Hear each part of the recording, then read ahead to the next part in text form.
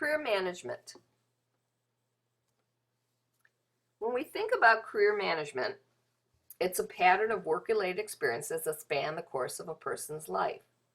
The makeup of our class will have many situations where this career path has changed over time.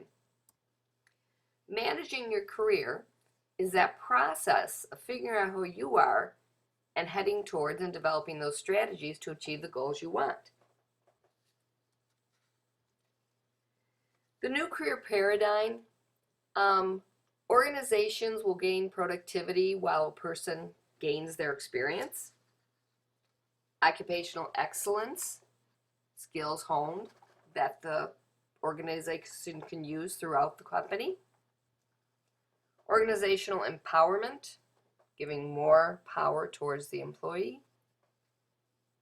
And that while a project exists, individuals and the organization are committed.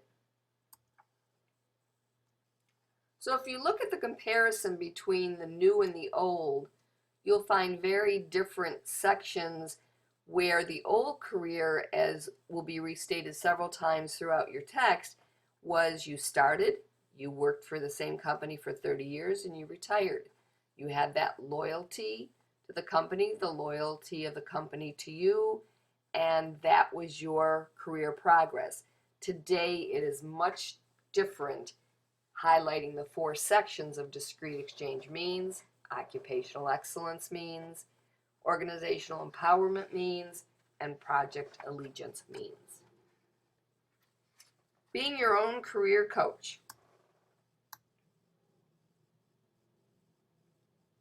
Years ago, you started with a company and you could be identified on a fast track, and the organization would tend to direct you. Today, it's much more in our hands to develop and succeed in our career. All of this list comes to one thing that tends to be very important, is to become almost indispensable where you are at the time. Multiple job skills, flexible, tolerate ambiguity, lifelong learner, huge. New managers, if we look at the different things that say why they fail, we'll notice that it tends to drive back to the human skills, and we've learned about different skills of different management levels. Usually when new managers start, they micromanage. They feel everything is their responsibility. So the more that time passes and those human skills are developed, managers will eventually take on a new light. Emotional intelligence and career success. Emotional intelligence, which we learned earlier, a theory developed by Daniel Goleman, talks about how being aware of yourself, your self-control, trustworthiness, confidence, and empathy. Emotional competencies are twice as important as raw intelligence technical know-how.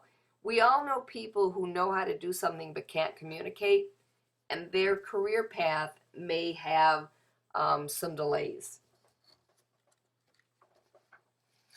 Holland's theory of occupational choice. We all think about types of occupations we are interested in.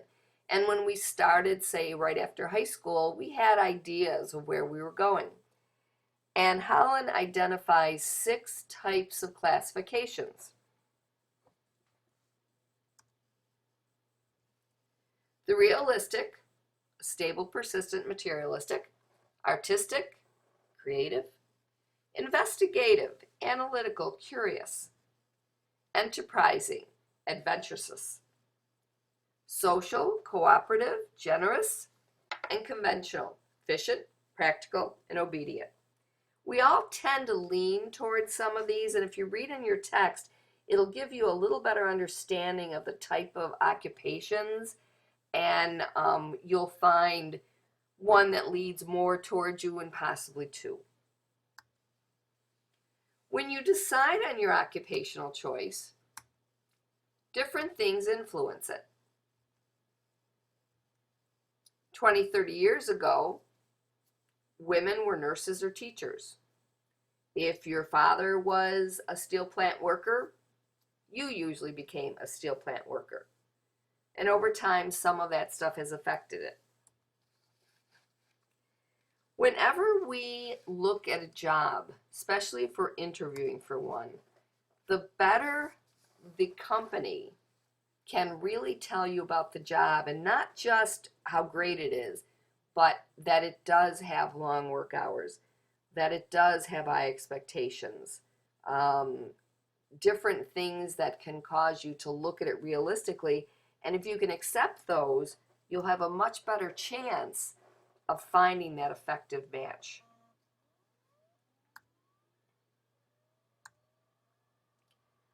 We look at the different career stages.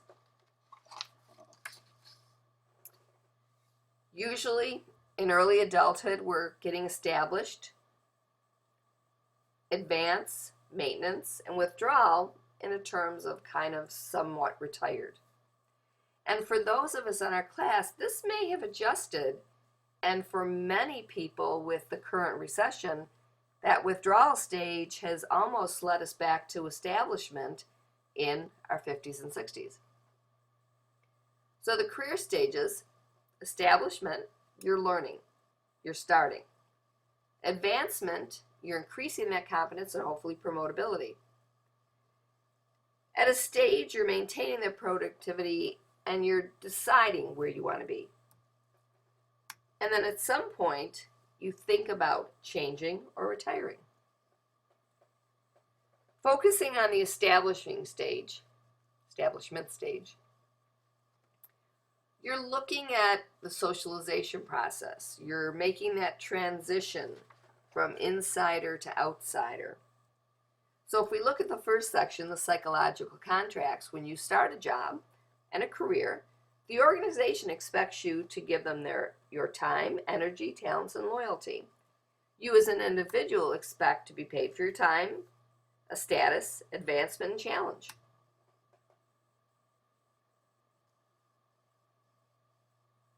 When you look at the psychological contracts, these are some of the different types of support, and it shows what the concerns are, along with what the organization can assist with. With the stress of socialization,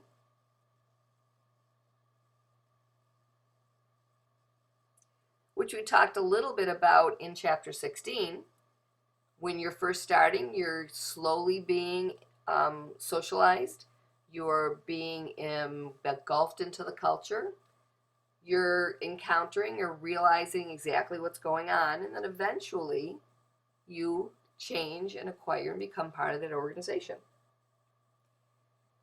When you're transforming from that outsider to insider,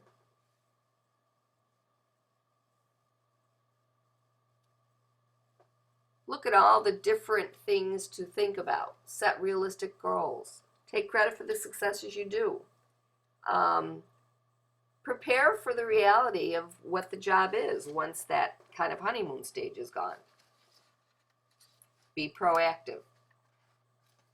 What can the organization do to help you transition from outsider to insider? Pick the right person. Don't set up employees in positions or situations to fail. Feedback, encouragement, reward, and feedback. As you go into the advancement stage, you're looking at different career paths. You're finding a mentor. You may have the dual career partnership issues, and you're going to manage conflicts between work and your personal life, which today can be a real challenge. So if I'm looking at my career paths, I'm starting to have some experience built up, and I want to climb up that ladder for other jobs. Mentors point you in the right direction, provide coaching, exposure, role modeling.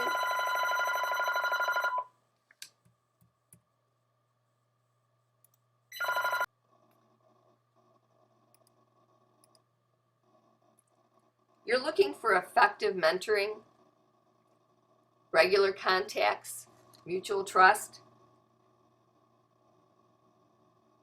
accountability and rewards. And mentoring really does go hand in hand with a personality compatibility. Some of the phases that you see is you will have that initiation. You will connect with a mentor who can helpfully guide you in that right direction. Your relationship grows. You have a connection that allows for that mentoring relationship to prosper. Eventually, over time, you as the protege starts to work more autonomously, independent. The mentor kind of takes more of a back step. And then eventually, you become more colleagues rather than mentor and protege. Many people run into the dual career partnership where both people in their relationship have strong positions. Some of the stressors are gender role stereotypes, time pressures, jealousy. Whose career takes precedence? I have run into that in my own personal situation where my husband and I both had positions for years that were important, and whose career did take precedence. Work-home conflicts. Add what most of you are doing with school and working full-time. All of this is huge. Things the organization can help you with. Flexible work schedules, maybe telecommuting, childcare. Those are all things that can assist in minimizing those work-home conflicts. In the maintenance stage, you're looking at sustaining that performance, possibly becoming a mentor, and you're kind of trying to decide, whether you're going to continue to move or not. Kind of at a plateau. In the withdrawal stage, you think retirement. And retirement today, what it was 20 years ago, is vastly different. The types of things that can influence your retirement is the company's policy, the financial considerations, both of you and the company, because in certain cases, a plant closure affects whether somebody retires ahead of time. Family support, your own personal health or those of people around you, and what else you might want to pursue, and that's also a very large decision these days. Retirement options, kind of different than they were, again, 20 years ago. Usually if you're retired, you left. You left work and you did something else. You're seeing more phased retirements where, depending on an organization's needs, may reduce hours and responsibilities to allow that phased in part-time logic. And then there's many times where you'll retire and then come back as a contract. That has happened numerous times in places where I have worked. Career anchors, these are things that you perceive, your talents, motives, and what's guiding you into your career.